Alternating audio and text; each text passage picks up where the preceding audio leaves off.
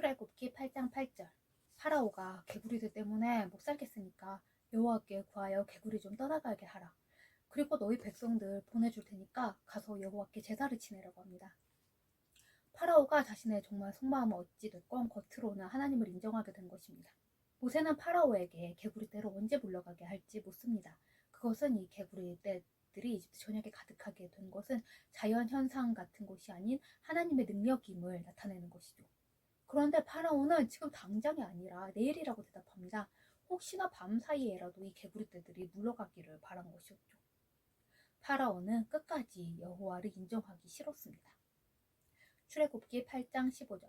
모세의 간구함으로 이 파리떼가 떠나갔는데 파라오가 순종 실만해지니까 그 마음이 다시 완악해집니다. 그래서 이스라엘 백성들을 내보내기로 한 일을 다시 없었던 일로 합니다. 완악함은 이기적인 것입니다. 하나님을 향한 완악함은 그분께 맞서는 반항에 해당합니다. 반항은 우리에게 슬픔을 안겨줄 뿐더러 주변 사람들에게도 해를 끼치는 결과를 낳기도 합니다. 출애굽기 8장 16절에서 17절. 하나님께서는 이집트에 이재앙을 내리십니다. 이집트 온 땅에 티끌이가 되어 사람과 가축에게 기어오르고 난리가 납니다. 이 이에 대해서는 학자들 간의 의견이 분분합니다.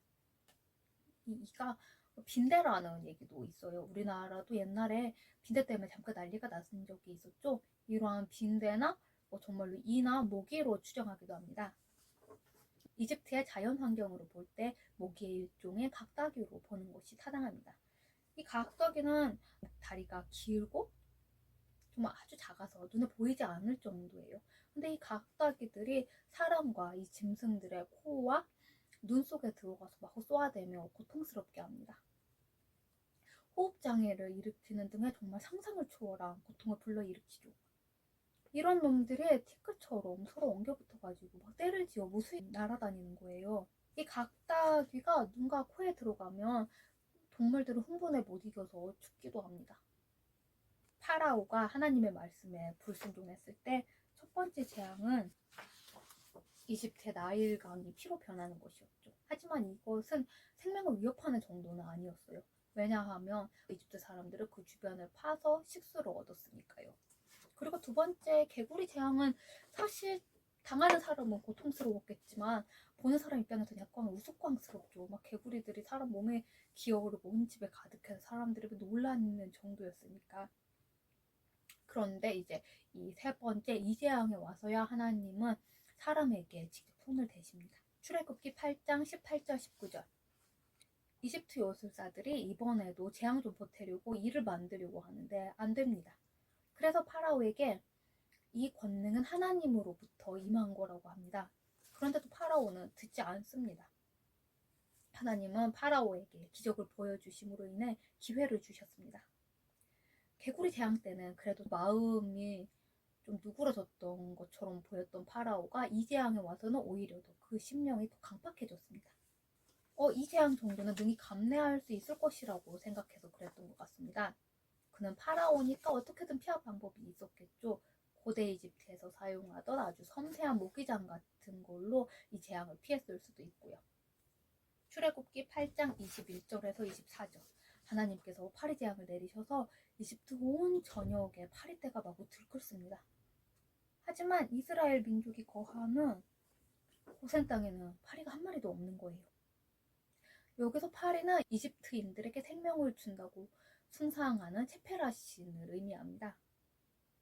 이 체페라 신은 투구풍뎅이를 닮았어요.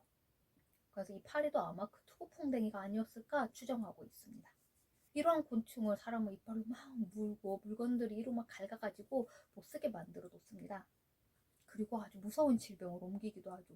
파리 같은 거 많으면 질병도 옮기잖아요. 그런데 고센 땅에 이 파리가 없었다는 것은 고센 땅에 더 이상 이집트에 속한 땅이 아니라 이렇게 구별된 땅이었음을 의미하는 겁니다. 왜냐하면 이 고센 땅은 더군다나 지리적 조건으로 볼 때 이 나일강 삼각주의 있잖아요. 그래서 이 나일강에서 일어나는 재앙들의 영향을 가장 먼저 받아야 하는데 받지 않는 거예요. 이 재앙의 영향을. 그렇다는 것은 그 재앙의 행사자가 바로 하나님임을 입증하는 것이죠. 출애굽기 8장 25절. 파라오가 모세와 아론을 불러 하나님께 제사를 드리라고 합니다. 그런데 이 파라오가 이 딴 데 가서 드리지 말고 이집트 땅에서 드리라고 하는 거예요. 그는 노예도 잃지 않고 재앙도 면해보자는 얄팍한 마음으로 이집트 땅에서 희생 제사를 드리도록 타협하고 있는 겁니다. 출애굽기 8장 26절. 그러나 모세는 이집트 사람들은 동물을 잡아서 제사 드리는 것을 싫어하는데 어떻게 그럴 수가 있냐. 아마 사람들에게서 돌 맞아 죽을 거다라고 얘기합니다. 이집트에서는 동물들을 아주 신성하게 여겨서 동물을 죽이면 사형을 시키기도 했습니다. 특히 하얀 암소는 절대로 죽일 수 없도록 입법화되어 있었죠. 이집트에서 흰 암소로 살면 좀 행복했을 것 같아요. 역사가 디오도로스 시켈로스는 로마의 사신 트레비 분수예요. 거꾸로 들었네? 로마의 사신이 파라오에게 진상할 생선을 가져왔는데 고양이가 먼저 맛을 봐버렸다. 그래서 화가 나는 사신이 고양이를 때렸는데 고양이가 그만 죽고 말았다. 그래서 성난 군중이 그를 죽이려고 하자 그때 파라오인 프톨레마이오스는 외교 문제로 번질 것을 우려하여 그를 구하려고 하였으나 흥분한 군중으로부터 그를 구해낼 수 없었다 라고 기록하고 있습니다. 그런데 한낱 노예 민족인 이스라엘 백성들이 이집트의 신수를 잡아가지고 각을 떠서 제사를 드린다. 그렇다면 학살이나 폭동이 일어날 것은 정말 눈에 보듯이 뻔한 일이죠. 돌로 치는 건 합법적인 형벌은 아니었지만 모세는 파라오가 자신의 권력을 이용하여 제사에 참가한 백성들을 체포한 후 경노하는 이집트인들로 하여금 돌로 치게 할지도 모른다고 생각했을 겁니다. 출애굽기 8장 27절. 그래서 모세는 처음 약속한 대로 사흘길쯤 광야로 들어가서 제사를 드리겠다고 합니다. 아마 이 시내산을 염두에 둔 것 같습니다. 고센 땅에서 시내산까지는 약 3일 거리였습니다. 출애굽기 8장 28절. 파라오가 그래 정 나가서 제사를 드려야겠다면 그렇게 해라. 하지만 멀리 가지는 말라고 합니다. 막대한 노동력을 지닌 노예계층 이스라엘 민족이 도망칠 것을 걱정했던 것이죠. 토목공사는 이것저것 버려놨는데 그때 이스라엘 민족들은 비돔과 라암셋을 건축하고 있었거든요. 그런 막대한 노동력이 빠져나갈 것을 우려했던 것이죠. 그럼 이 토목공사에도 차질이 생기겠죠. 물론 이집트인들을 동원하긴 했어요. 농한기 때 농민들을 동원해서 공사를 하기는 했지만 그들에게는 정당한 급여와 또 숙소를 제공해야 했어요. 그렇기 때문에 파라오는 유사시에 군대를 동원해서라도 이스라엘 민족들을 다시 노예로 묶어두려는 심산이었죠. 파라오는 아직 재앙의 참 의미를 깨닫지 못하고 있습니다. 출애굽기 9장 1절에서 3절. 파라오가 계속 이스라엘 민족 보내있는 것을 거부하자 하나님께서는 내 가축 이런 말이나 낙타, 소, 양에게 심한 돌림병이 있을 거라고 하십니다. 아마 탄저병이 아니었을까 싶습니다. 당시 가축은 주요 재산 중에 하나였으며 신성시했습니다. 이 말은 힉소스 침입 후 이집트에 도입이 됐습니다. 농사 또는 군사용으로 사용이 됐죠. 나귀. 아까 말로도 썼는데 얘는 엄마가 제가 얘 그린 거를 보시더니 갈등 일치월장한다. 나귀 정말 잘 그렸다 그러는 거예요. 저는 얘를 말이라고 생각하고 또 말을 보고 그렸거든요. 뭐가 문제냐고 했더니 다리가 좀 짧대요. 요만큼 길어야 되는데 저도 얘를 보면서 어딘가 비율이 좀 이상하다 생각했거든요. 몸통이 좀 큰가? 그렇게 생각했는데 다리가 짧았던 거예요. 그래서 이 이왕 이렇게 된 거 뭐 말로 쓰기도 하고 나귀로 쓰기도 하고 오히려 잘 된 것 같아요. 이런 나귀는 고대 이집트에서 가장 요긴한 운반용 짐승이었어요. 뭐 요즘으로 치면 픽업 트럭쯤 되지 않았을까요? 낙타는 장거리 무역 시 짐을 나르는 역할을 했습니다. 근데 책에는 양 얘기가 없더라고요. 고대 이집트에서 양은 무슨 역할을 했을까요? 잡아먹었을까요? 아니면 옷으로 쓰였을까요? 이집트는 더운 나라는 옷으로 쓰였을 것 같지는 않은데 어디서 들었는데 어떤 연예인이 푸드를 한 마리 선물 받았대요. 근데 얘가 이제 아팠다거나 아니면 좀 어딘가 뭐 좀 이상했나 봐요.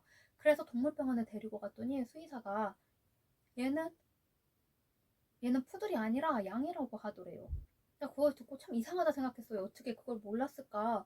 일단 발이 다르잖아요. 양은 이렇게 굽이 두 개로 나눠져 있는데 이런 개의 발은 사람처럼 이렇게 갈라져 있잖아요. 여러 개로.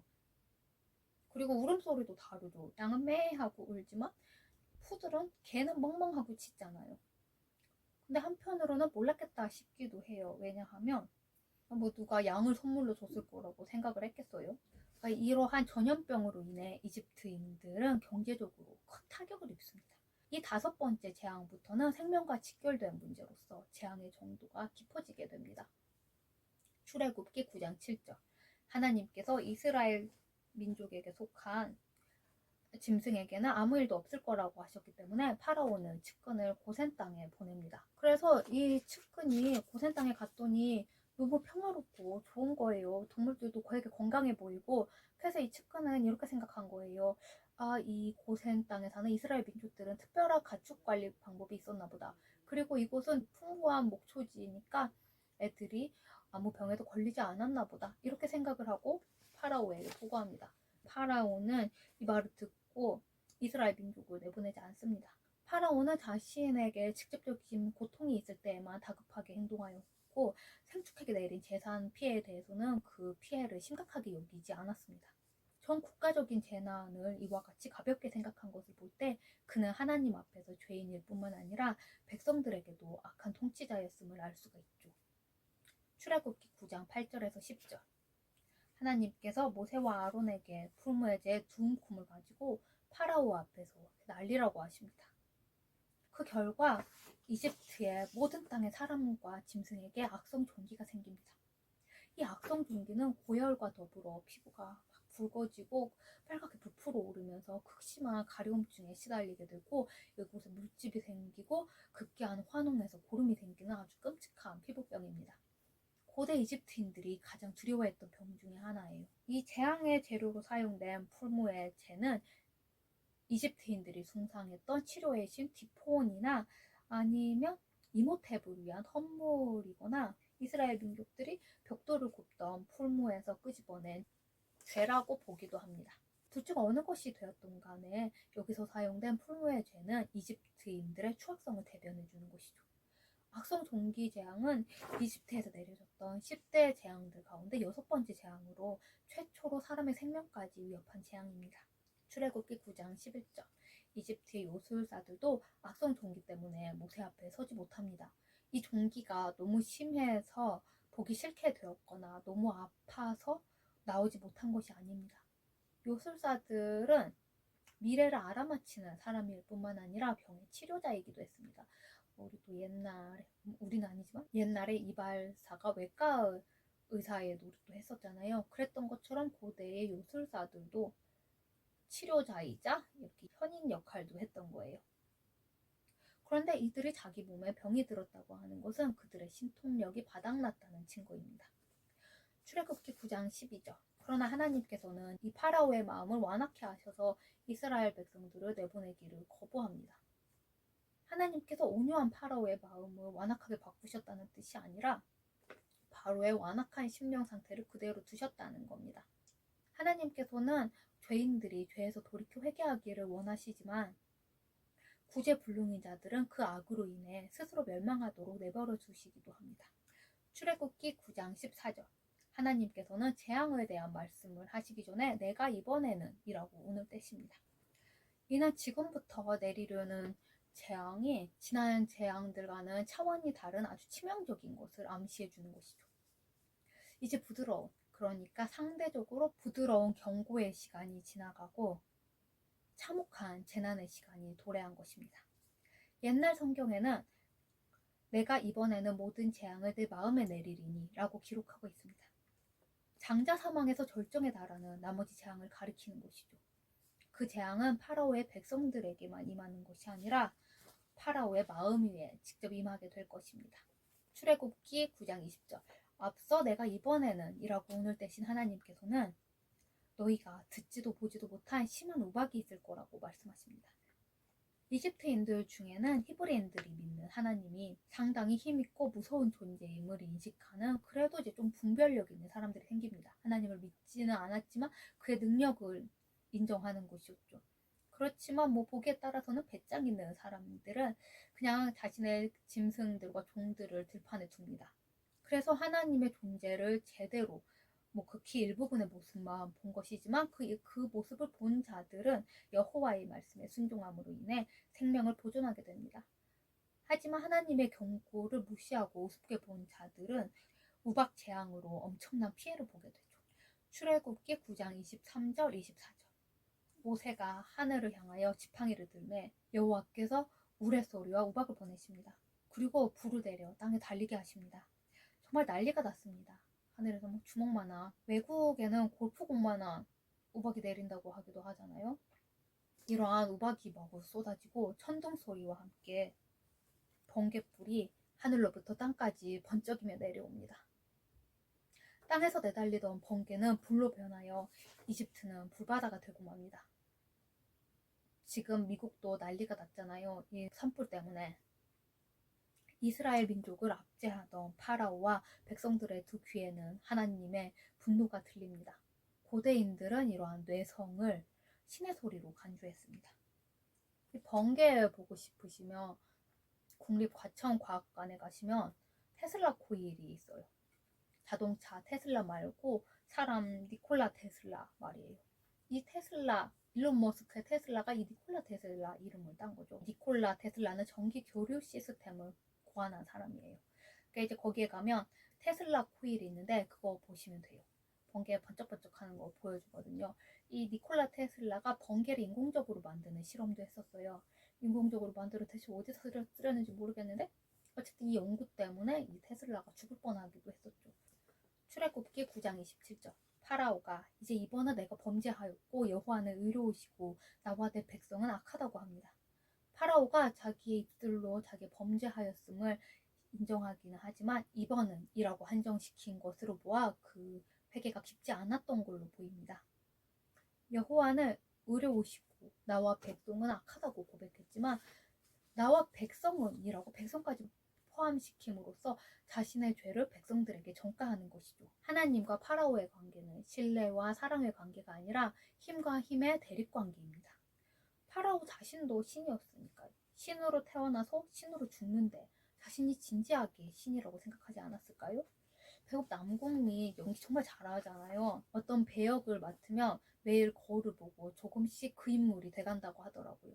그리고 그 작품이 끝나면 그 인물은 여전히 자기 속에 뭐 일부분이긴 하지만 그 인물은 자기 속에 남아있다고 하더라고요. 1,000원짜리 변호사에 보면 중고자동차 에피소드 여기에 보면 정말 눈 돌아가는 사람처럼 나와가지고 남궁미의 실제 성격도 그렇지 않을까 싶어서 배우자가 걱정이 되더라고요.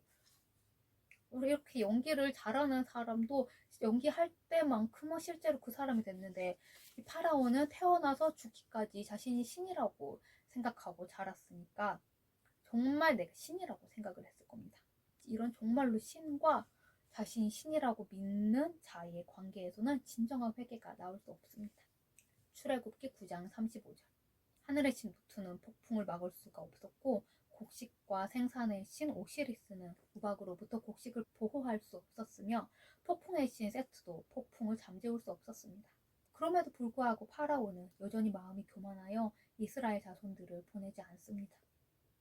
오늘은 여기까지입니다. 감사합니다.